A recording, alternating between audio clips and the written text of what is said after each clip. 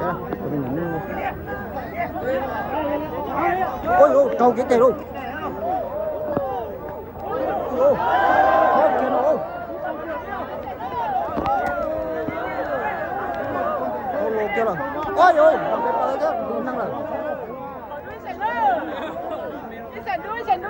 Trâu kéo tè ra. Ôi ôi, một cái tới chứ, cho ta rồi. Ôi.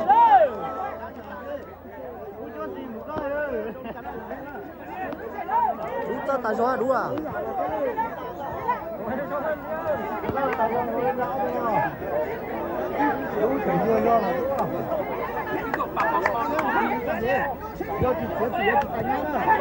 Chớ một khó hai nữa.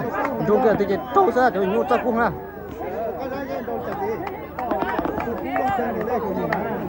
Ôi ôi.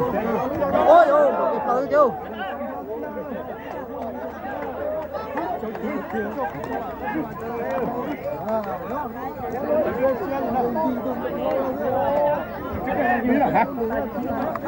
Đúng cho ta rồi đó, đi xí tè thôi.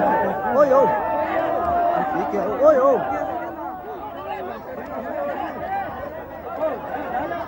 Ôi ôi. Đúng là ô cung lên tiền đâu.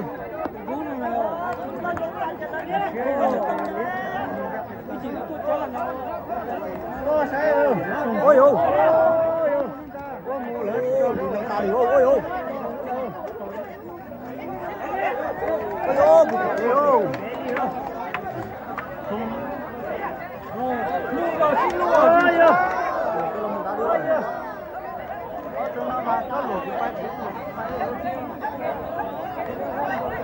thế là đủ cái một con trống là tụi đúng là tụi cũng hàng tiền nữa trống kia OTPT hết đó. Ôi ôi, nhỏ kia còn mua hết đó. Đó đấy thì nhỏ dùng rồi nhá. Có tụi năng trống đâu rồi. Ôi ôi, nhỏ cái tên gì nhá. Ôi tụi đang nó nhỏ thấp con nữa.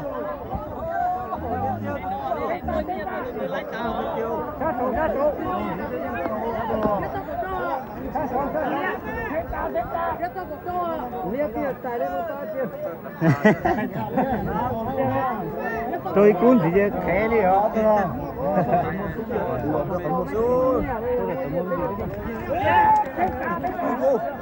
Chúng người ta tính thấy tầng đó. Chúng thôi rồi.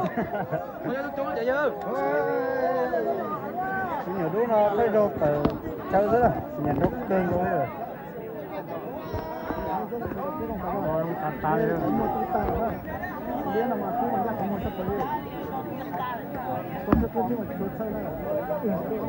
Thứ nắng tê rồi.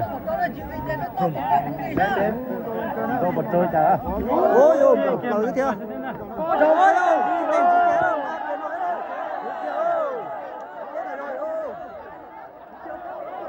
Tao đi kia không? Ôi ôi.